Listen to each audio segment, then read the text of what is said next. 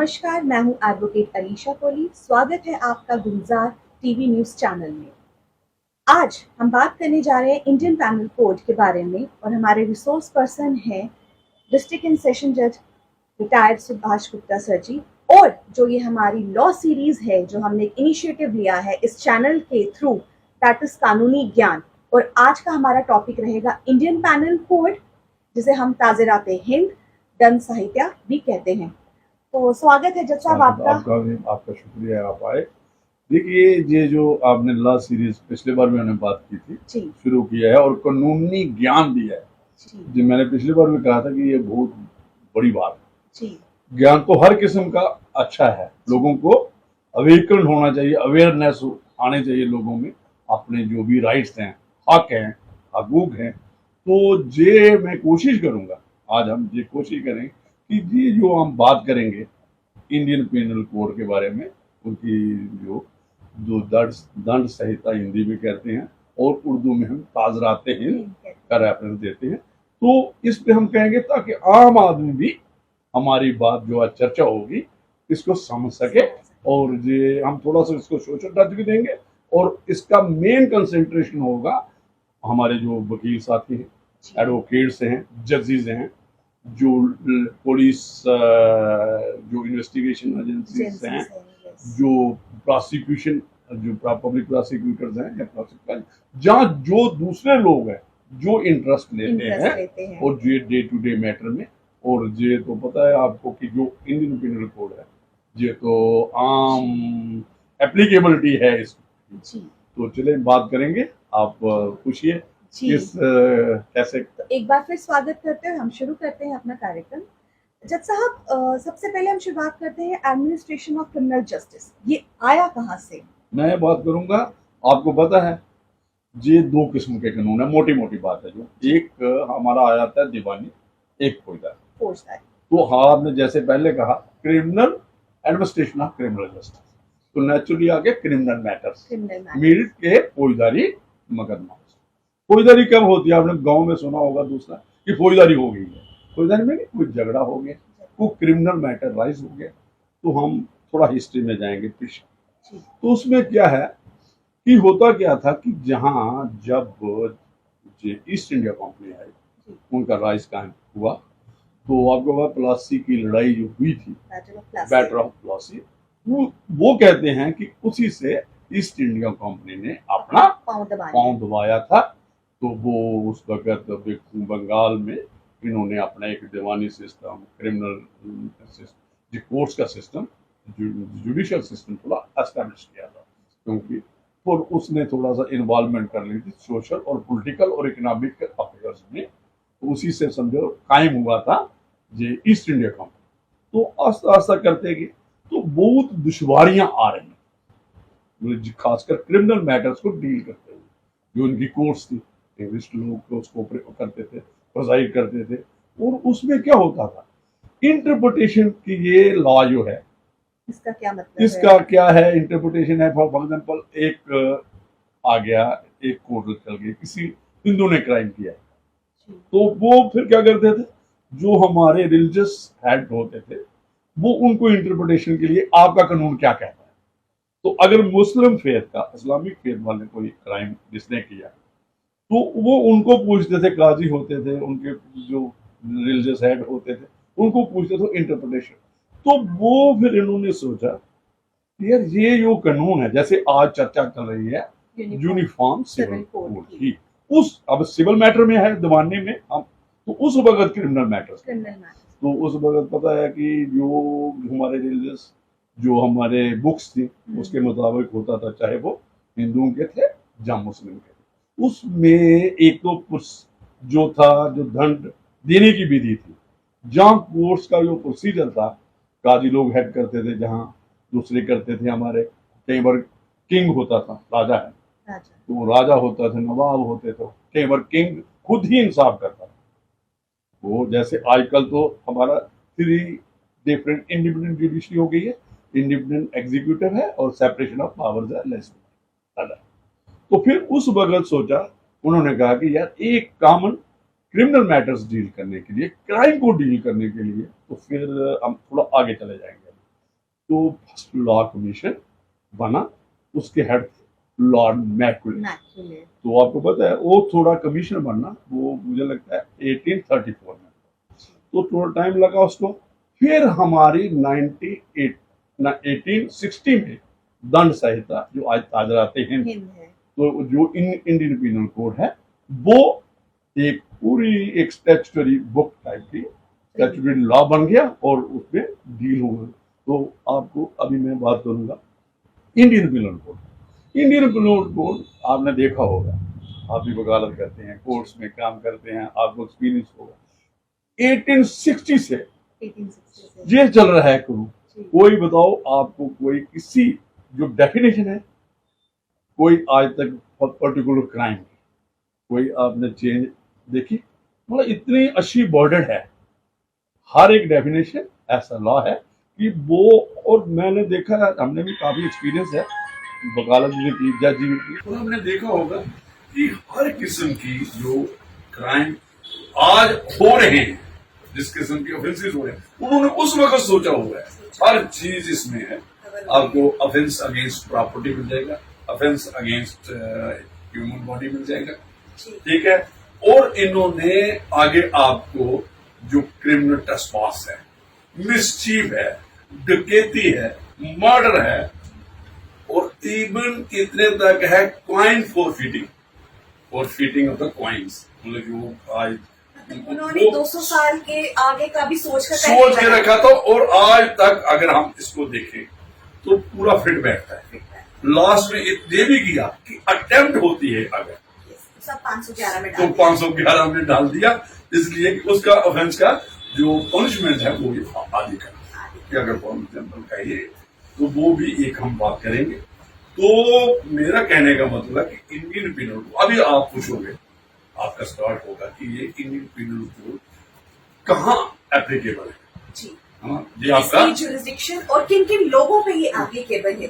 क्या ये एनआरआईज पे भी एप्लीकेबल है, नॉन सिटीजन पे भी एप्लीकेबल है, या फिर खाली इंडियन सिटीजन पे एप्लीकेबल? देखिए, इसका पहले हम करेंगे जो इसकी एप्लीकेबिलिटी थी इंडियन पीनल कोड की। आपको पता है कि जम्मू एंड कश्मीर वाले प्रिंसिपली इंडिपेंडेंट स्टेट, तो हमारा यहाँ का हर जो रणवीर पीनल कोड यहाँ पे एप्लीकेबल, ठीक है। रणवीर पीनल कोड, और फिर जब रीऑर्गेनाइजेशन एक्ट आए, पॉलिटिकल चेंजेस आई, कॉन्स्टिट्यूशनल चेंजेस आई 2019 में, तो रीऑर्गेनाइजेशन एक्ट आया, तो उसमें हमें एप्लीकेबल कौन क्या हो गया? इंडियन पीनल कोड, जहां जो लिखा था कि it is applicable to whole of India except state of Jammu and Kashmir, वो ओमिट हो गया। Now it is applicable to whole of including territory, to union territory of Jammu and Ladakh, Jammu and Kashmir and Ladakh. Now आपने दूसरा आपका सवाल था कि किन लोगों पे ये एप्लीकेबल है, और इसकी, तो मैं ये बताऊंगा कि एक तो इस इंडिया सॉवरेन स्टेट डेमोक्रेटिक है, और सॉवरेन स्टेट क्या कहती है कि कोई भी अगर क्राइम इंडिया में होगा, चाहे जो आपने बोला एनआरआई है, नॉन सिटीजन है, सिटीजन है, तो इक्वली एप्लीकेबल हो जाएगा if some crime is committed within the territorial jurisdiction, maritime, आगे और भी चले जाओ, मैरीटाइम जो होता है टेरिटरी, जो नॉटिकल माइल्स हैं हमारे, जो भी है, तो उसमें भी है, तो उनको एप्लीकेबल होगा। एक टेरिटोरियल जुरिस्डिक्शन आ गई। एक आपने पूछा किस पे है, हमने बता दिया विद। अगर एक और है, ये बड़ी इंटरेस्टिंग बात है, तो ये समझो आपको, आपने दूसरा सवाल किन, अगर हमारे सिटीजन, इंडिया सिटीजन अगर बाहर है, अगर बाहर कोई ऑफेंस करता है which is crime in India, as per Indian Penal Code, so then that man would have to face trial as per Indian Penal Code in India. उसकी आपको पता है प्रोसीजर एक्स्ट्राडिशन। तो मेरा कहने का मतलब है कि ये हमने आपने मोटी मोटी बात कर दी कि किनको एप्लीकेबल है और कहाँ एप्लीकेबल है। जब सब इसी से एक सवाल उठता है, जैसे हमने यही बात की कि एक जो इंडियन सिटीजन है, अगर वो outside the territory of India कोई क्राइम कमिट करता है, मान लीजिए किसी भी अदर कंट्री में, और वो वहां भी क्राइम है, तो he has to face 2 trials? No देखिए, now if it is committed outside, it has no connection with Indian. If it is not committed within the India, then if he has दो किस्म के offence, एक continuity में, आपने देखा hijacking होती है, कोई एयरक्राफ्ट हाईजैक हो जाता है, तो वो कहाँ से जाता है, जहां से क्राइम स्टार्ट हुआ, जैसे आपने किडनैपिंग में देखा, जैसे होगा कंटिन्यू ऑफेंस होता है। समझो हमारे यहाँ से स्टार्ट हुआ क्राइम, हमारे यहाँ पे भी हो गया, और उसको क्राइम को कंप्लीट कहाँ हुआ, किसी डिफरेंट कंट्री में, जहाँ पे हाईजैक करके वो किसी दूसरी कंट्री में ले लिया, तो वो अगर वहां ट्रायल हो जाता है उसका, तो वो वहां का भी हो सकता है और हम भी ट्रायल कर सकते हैं।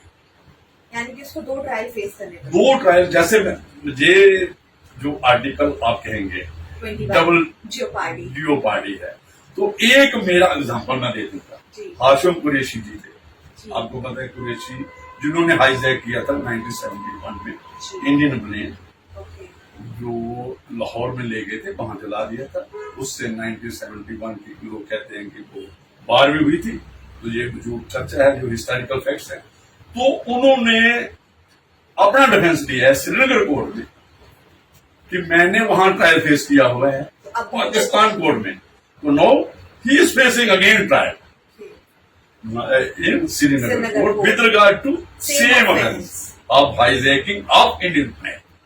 तो डबल जियोपार्डी का है जो आपने कहा, तो मुझे लगता है कि डबल जियोपार्डी का, जैसे अभी इस डिस्कशन में मैटर पेंडिंग, तो हम उसमें ज्यादा नहीं जाएंगे, तो जे रहेगा कि जे कंटिन्यू ऑफेंस है, हाईजैकिंग का है, तो मैं इसमें दूसरी जाहिर से आ जाऊं, अगर हाँ इंडियन सिटीजन क्राइम कोई वहां पे करता है, वो आउटसाइड इंडिया करता है, तो इक्वली हम उसको एक्स्ट्राडाइट कर सकते हैं और यहाँ पे ट्रायल कर सकते हैं इंशाल्लाह। हाँ, एक और सिचुएशन आ जाती है, आपने इसमें देखा होगा, इंडियन आप तो एडवोकेट हो, आप जो पढ़ते हो इसमें, ये जो हमारे एयरक्राफ्ट होते हैं, जहाँ जो शिप होते हैं, पानी के जहाज, जहाँ उड़ने वाले, जो अपने जो इनमें कोई अपराध होता है, इनमें अपराध हो अगर पकड़ जाए, तो इसमें एक ही बात है जो आपने पूछा कि अपराध हो, अगर एयरक्राफ्ट शिप हमारा रजिस्टर्ड है इंडियन गवर्नमेंट के साथ, इंडियन जो भी कंसर्न अथॉरिटी है, तो वो जो यूरोप है, चाहे उसका जो जोन है, फ्लाई जोन है, कहीं भी उड़ रहे होंगे, कहीं भी सेल कर रहा होगा, किसी भी कोने में, तो अगर वहां क्राइम होता उस एयरक्राफ्ट में, शिप में, तो वो समझा जाएगा कि इंडियन टेरिटरी में हुआ है, चाहे वो हमारे सिटीजन ने किया है, जो आप कह रहे थे कोई आउटसाइड ने किया है, वो भी उसकी लाइबिलिटी, उसका ट्रायल, वो भी पनिशमेंट उसकी, जब उसका ट्रायल वो इंडिया में हम कर सकते हैं। तो आप बताइए आज किस पे चर्चा करना चाहती हैं? ये तो मैंने बता दिया आपको, तो कहाँ एप्लीकेबल है, कैसे एप्लीकेबल है। तो आज मैंने एक खास टॉपिक चुन के रखा है जो कि बहुत इंटरेस्टिंग भी है, लोगों के मन में बहुत सवाल भी उठते हैं, और बहुत आम टॉपिक है, थेफ्ट आ गया, ऑफेंस अगेंस्ट प्रॉपर्टी, उसका ही एक अंग है। जैसे और आपको पता है ये थेफ्ट को चोरी कहते हैं, और चोरी आज आपको बहुत ज्यादा हो गई है, हाउस जो ड्वेलिंग हाउसेस में होती है, जिस स्कूटीज हैं, कार्स हैं, जो आपके और मोबाइल प्रॉपर्टी, जिसमें आप कहोगे कि कौन सी प्रॉपर्टी होनी चाहिए जिसकी चोरी हो सकती है, तो वो मोबाइल प्रॉपर्टी बेसिक है। लेकिन मोबाइल प्रॉपर्टी की डेफिनेशन में क्या क्या आता है, ये भी एक क्वेश्चन होगा आपका। तो थेफ्ट आप उसकी डेफिनेशन पढ़ें, उसमें सबसे पहले एक मनसेरिया होना चाहिए, डिसऑनेस्ट होने चाहिए, किसके, जो बंदा कमिट कर रहा है क्राइम, तो वो एक है। उसमें है कि फॉर एग्जाम्पल एक चीज है, किसी को ओनरशिप में स्कूटी का मालिक है, उसने पाए एग्जाम्पल, तो नेचुरली किसकी कस्टडी होगी, ओनर, रजिस्टर्ड ओनर है। तो वहां से कोई ले जाता है चोरी, जी। तो वो उसकी इंटेंशन अगर डिसऑनेस्ट है तो डिस इंटेंशन कहाँ डिफाइन की गई? 24 आपको पता है आईपीसी की। तो उसमें क्या है, उसकी नीयत, उसकी इंटेंशन मेंसेरिया उसमें होना चाहिए कि वो डिसऑनेस्ट होना चाहिए, अपने को फायदा लेना है। wrongful gain and हाँ, wrongful loss. जो मालिक है उसको लॉस हो जाएगा नेचुरली, Naturally. उसकी स्कूटी की तो पैसा नुकसान होगा। उसको नुकसान होगा। ऐसे ही एग्जांपल है, किसी का कोई बैग उठा लेगा, कोई बुक उठा लेगा, कोई भी वैल्यूएबल सिक्योरिटी है, कोई भी कीमती चीज, तो ये इस किस्म की भी ये चोरी, अब ये किस किस्म की भी एक डेफिनेशन है और इसकी ऑफेंस बन जाएगा। जब ये कंप्लीट हो जाएगा तो इसकी पनिशमेंट 378 ऑफ आईपीसी डेफिनेशन है और 379 ऑफ आईपीसी में इसकी पनिशमेंट प्रोवाइड की है। जैसा एक आप पूछोगे कितनी पनिशमेंट है? ये भी चलो, हाँ, ये ये तो भी उसमें एक लिखी सवाल हुई है। है कि इसमें 3 साल की सजा है आपको पता विद है। फाइन एंड और विद बोथ। बट इसमें में एक हम बहुत ही रेयर हमने ये बात भी सुनी है, शायद हमारे दर्शकों ने भी इस बारे में सुना होगा, कश्मीर के खासकर लोगों से ये सुनने में आता है कि हमारी जमीन चोरी हो गई। जे कश्मीर जो वाटर बॉडीज है हमारे, Floating fields. उसके फ्लोटिंग फील्ड्स होते हैं। जी जैसे कश्मीर में खेत हैं, वो क्या कहते हैं, वुडन लॉज लगाते हैं, उसकी जमीन है वहां पे छोटा सा जो भी अपने जो करते हैं, खेती करते हैं, एक लगा लेते हैं, वेजिटेबल लगाते हैं, जहाँ कुछ और छोटा छोटा जो करते करता है, वो क्या करते हैं, उनका मैं क्योंकि हम कश्मीर में रहे और हमने पढ़ा भी है इसमें, तो उसके में क्या करते हैं, वो जो बनाई ना उन्होंने लैंड, उसको टाई कर देते हैं वुडन लॉग किसी के साथ। वो क्या करता है, जो चोर होता है, जैसे आपने कहा थेफ्ट हो गया, मतलब ये सच बात है। सच बात है। फ्लोटिंग सच फील्ड बात उनको हम क्या बोलते हैं, फ्लोटिंग फील्ड्स हैं। फ्लोटिंग फील्ड को उनको वो अनटाई करेगा जिसके रोप के साथ होगा और एक जगह से दूसरी जगह ले जाएगा, अच्छा वो विद वुडन लॉग, वो मूवेबल। तो फिर आपको पता है इसकी डेफिनेशन पढ़ो 379। The movement it is severe untied rope and even untied complete the offence, complete the offence. ठीक है ना। हाँ, एक जगह से दूसरी लेना, जैसे आपको स्कूटी वहां से खड़ी थी दूसरी जगह पे ले गई, तो वो मूव किए property from one place with dishonest intention. With dishonest. वो पहले मैंने बात नियर तो हर crime mens rea is essential feature of the crime. तो आगे आगे आपकी बात है फ्लोटिंग फील्ड वाली, तो आप और भी आपने देखा होगा, जो आपने देखा होगा कि पहले प्रॉपर्टी आप देखोगे ये इमूवेबल मतलब आती है, तो जब वो उससे अनटाई हो गई, जैसे आपको एग्जांपल दे दूंगा, एक हॉर्स है, उसको आपने खूंटी से बांधा हुआ है या थर्ड किया है किसी वुडन लॉग से या कैसे किसी भी खूंटी से किया, तो उसको अगर उसकी वो खोल देते हैं, जिससे अनटाई कर देते हैं, तो ऑफेंस करते हैं। जैसे एक ट्री है, अगर जब उसको नीचे से काट दिया, चाहे मूव किया नहीं किया, काटना कंप्लीट ऑफेंस। ये एक्सप्लेनेशन में है 378। एक बहुत ही अच्छी एग्जांपल हमारे लॉ स्टूडेंट्स की भी बुक में रहती है और वो बहुत इंटरेस्टिंग है। एक ज्वेल बॉक्स है, ज्वेल बॉक्स में एक आदमी को लगता है कि इसमें चोरी मैं करता हूँ, इसमें काफी हीरे होंगे। जब वो खोलने लगता है तो वो खाली होता है। जब वो लेके जाता है, हाँ, शायद वो जब लेके जाता है ऑपोजिशन से और जब देखिए खोलता है, ये नहीं है खाली हो। अगर देखो जो बॉक्स है ये भी प्रॉपर्टी है, इसका भी मूल्य होगा ना कुछ। या इसको अटेम्प्ट टू थेफ्ट में डाल दें। नो, कैसे अटेम्प्ट टू दैट, कैसे हो? आपने आपकी नीयत थी कि वहां कुछ होगा, मूव तो हो गई प्रॉपर्टी, प्रॉपर्टी मूव हो गई, उसको नहीं पता था इंटेंशन क्या है, कि उसमें एक वैल्यूएबल सिक्योरिटी वैल्यूएबल कोई चीज है, मूवेबल प्रॉपर्टी है, तो और छोड़ दो अगर वो नहीं हुआ, तो जो उसका बॉक्स है वो भी कॉस्टली। इसमें कोई है, आपने पढ़ा? तो एक सवाल इससे और उठते हैं कि क्या चोरी छोटी हो या बड़ी हो, चोरी चोरी होती है। कहीं लिखा है, आपने पढ़ा होगा 378 में, कहीं लिखा कि इतनी की प्रॉपर्टी, 10 रुपए की चोरी, 10 पैसे की चोरी, तो ये हमारे डोगरी में कहते हैं कख दी भी चोरी, लख दी भी चोरी। डोगरी में, पंजाबी में लोग ये कहते हैं, आपको सुना होगा। मैं तो इसलिए आज ये प्रोग्राम कर रहा हूँ ताकि आम आदमी को भी पता चले कि भाई ये जो चोरी है, जिसका अमाउंट कुछ नहीं है, कि जहाँ पे भी कि अगर 3 साल सजा है, तो अगर 10 रुपए की चोरी करेगा तो उसको क्योंकि आम जनता अपने दिमाग में ये लेके बैठ जाती कुछ क्या ही चोरी हुआ है कि पुलिस हमारी कंप्लेंट रजिस्टर करेगी। हाँ, अगर वही चोरी लाखों की करोड़ों की होती तो वो पुलिस रजिस्टर करती। वो उनका एक एडमिनिस्ट्रेटिव एक तरीका है, वो उन्होंने बांधा हुआ है कि भाई अगर इतने की चोरी हो तो इसमें फलाना क्राइम मतलब क्राइम ब्रांच इन्वॉल्व कर लेते हैं, स्पेशल सेट बना देते हैं, वो उनकी एडमिनिस्ट्रेटिव। लेकिन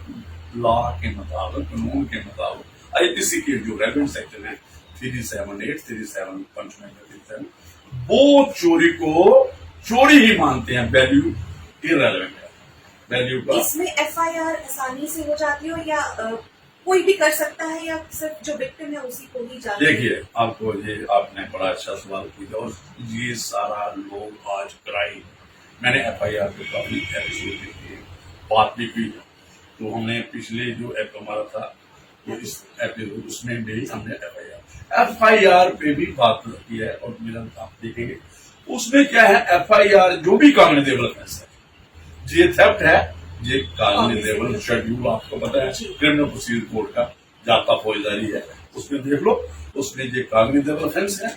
और मैं एक और बात बता दूंगा, जो कॉग्निजेबल ऑफेंस है उनमें जरूरी नहीं है कि विक्टिम अग्रीव्ड ही एफआईआर करवाए, किसी भी कोई भी कॉग्निजेबल ऑफेंस है, anybody can be informant, even police at its own. आपने केवल सुना होगा जब पुलिस लिखती है मोतबर डिवाइस से through their own sources resources जो एफआईआर रजिस्टर करते हैं, कहीं पे जो हो जाता है, लड़की हौसला पास हो जाता है, जब कुछ किस्म की वहां चोरी हो जाती है, हाउस ब्रेकिंग होती है, तो इसी में 378 में आगे हम अगले एपिसोड में आगे बात करेंगे। एक्सटॉर्शन है, डकैती है, रॉबरी है, इसी की एग्रावेटेड फॉर्म।